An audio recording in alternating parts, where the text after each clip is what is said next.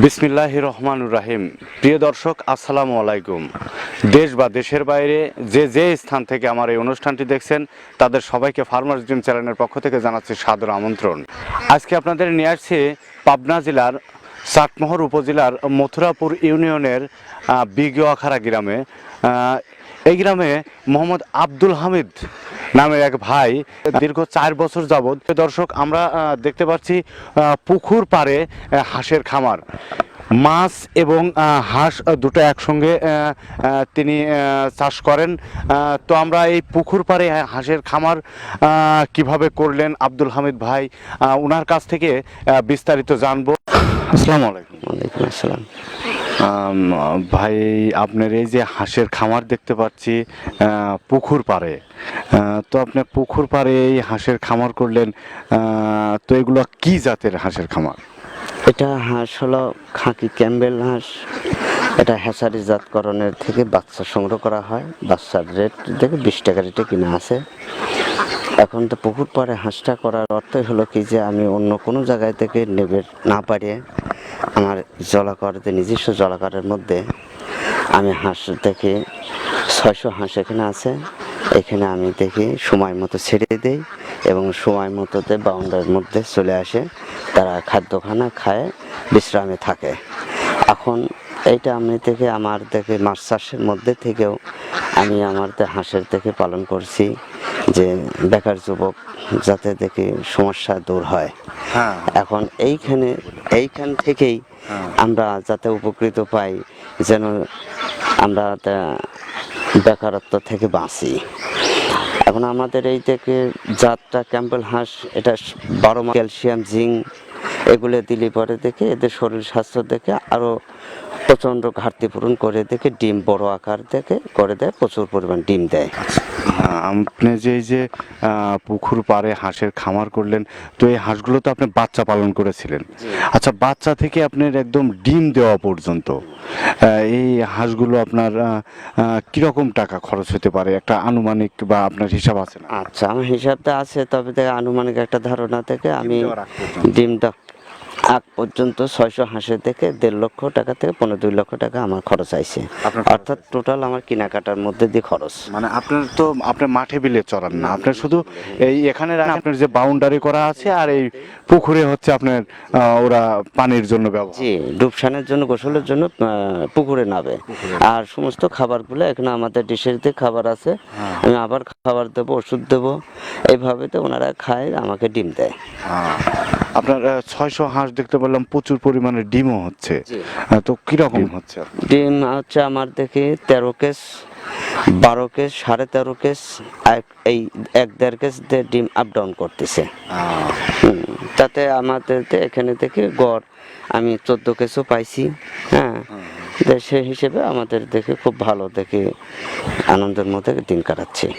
আচ্ছা, আপনার কিরকম পরিমাণ খাওয়ার প্রতিদিন এই 600 হাঁসে দিতে? হাঁসের পুরো আমার থেকে 1.5 বস্তা, অর্থাৎ 50 কেজির বস্তার 1 বস্তার হাফ বস্তা এইটি দিয়ে দেই।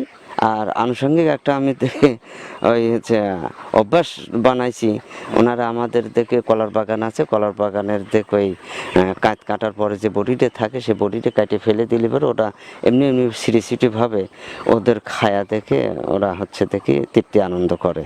এবং তাতে বোঝা যায় যে কলার গাছটা খেলে পরে তাদের শরীরটা মনে ঠান্ডা থাকে এবং খাদ্যর দেখে যে পরিপাকতন্ত্রের হজম, এই হজমটা ওদের দেখে পায়খানাটা সুস্থ ক্লিয়ারের মতো পায়খানা করে। এটা আমার জানা মতে, আপনারা দেখেন আমি কলার গাছ দেখে কাটি ফেলে দিছি, আমি ওনারা খাচ্ছে আমরা দেখতে পাচ্ছি। জি, কলার গাছ এটা আমরা অভ্যেসের একটা থেকে করেছি, খুব ভালো। এনারা হলো ঠুকানোর জাত, মাটি ঠুকায় থেকে ওই দেখে চোবাই করিয়ে দেয় কিংবা শামুক খাওয়ার জাত, কিন্তু আমরা ওটা তো পাই না, ছেড়ে দেওয়ার টাইম পাই না। অথবা আমি এই একটা অভ্যাস করছি যে কলার গাছ, আপনারা যদি দেখে এরকম একটা প্রোগ্রাম থাকে, কলার গাছতে মাংনাত কিনতে পাওয়া যায় না, মাংনাতি পাওয়া যায়, সংগ্রহ করে যদি আপনারা এটা অভ্যাস করেন তো এটাও একটা দেখেন, প্রচুর পরিমাণ খায় এবং তার শরীর ঠান্ডা থাকে। আচ্ছা, আপনার 13 কেস ডিম হচ্ছে, তার মানে প্রায় আপনার 300 আর ওদিকে হচ্ছে 90, প্রায় 400-র মতো, 430টা পর্যন্ত আমি ডিম পাইছি। জি। আপনার খাবারের খরচ কিরকম? কয় বস্তা খাবার খায়? 1.5 বস্তা। হ্যাঁ 50 কেজি বস্তা 1.5 বস্তা। যে খাওয়া লেয়ার মুরগিতে লেয়ার ফিড। লেয়ার হ্যাঁ হ্যাঁ, ওইটাই আপনি বরাবরই প্রথম থেকে যে বরাবরই ওই রকমই, তো আমাদের সেটা রেট লাগতেছে হলো থেকে 1580 টাকা। 1580 জি। 1.5 বস্তা খাবার। আপনি ডিমগুলো কত করে? আপনি যেহেতু হ্যাচারিতে যায়, আমি বর্তমানে আজকে আমার ডিম থেকে নিয়ে যাবে অন্তত 60 কেসের মতো। এটা আমাদের রেটে থেকে 750 টাকা আজকে দিছে। কালকে আমার সঙ্গে রাতে কথা হয়েছে, দেশের আবহাওয়া খারাপের কারণে আমাদের এটা থেকে খুবই দেখি আমার ক্ষতি যাচ্ছে। এখন তো এটা যদি না হতো ভাইরাসটা, আমাদের এটা থেকে 11.5 টাকা 10.5 টাকা এরকম একটা রেটে আমাদের খুব আনন্দের সাথে দিন কাটাতাম। কিন্তু আমরা আর্থিকভাবে দেখি হ্যাঁ, এই আর্থিক পরিস্থিতি সবারই একই অবস্থা। পরিস্থিতিতে স্বীকার করা লাগতেছে। এর মধ্যে থেকেও আমরা জনবল থেকে নষ্ট করিনি। আমি আবারও 1100 বা 1000 হাঁস বাচ্চা নিয়ে আসছি, হ্যাঁ, আশার আলো মুখ দেখার জন্য। এখন আপনি কত বছর ধরে আমি 3-4 বছর ধরে, হাঁসের খামার জি, এই পুকুর পাড়ে এইভাবেই এইভাবেই পোলট্রি ফার্মের থেকে আমার 4000 থেকে 5000 মুরগি থাকাকালীনই আমি এই প্রজেক্টটা পাশে খুলে নিছি। কারণ আমার ওইটাতে নষ্ট হয়ে গেছে, আমি এইটা হাল ধরে আছি। আচ্ছা, আপনার তাতে মোটামুটি আপনি যেভাবে এই পুকুর পাড়ে হাঁসের চাষাবাদ করছেন, মাছের চাষও আছে, হাঁসের চাষও, তাতে এখান থেকে আপনি 3-4 বছরে কি বুঝছেন মোটামুটি? মাশাআল্লাহ, ভালোই। মাশাআল্লাহ, কেউ কারোর কিছু অর্থ নেয় না, অর্থ বুঝেইতে সে আগ্রহ করে কেউ কোনো ব্যক্তি।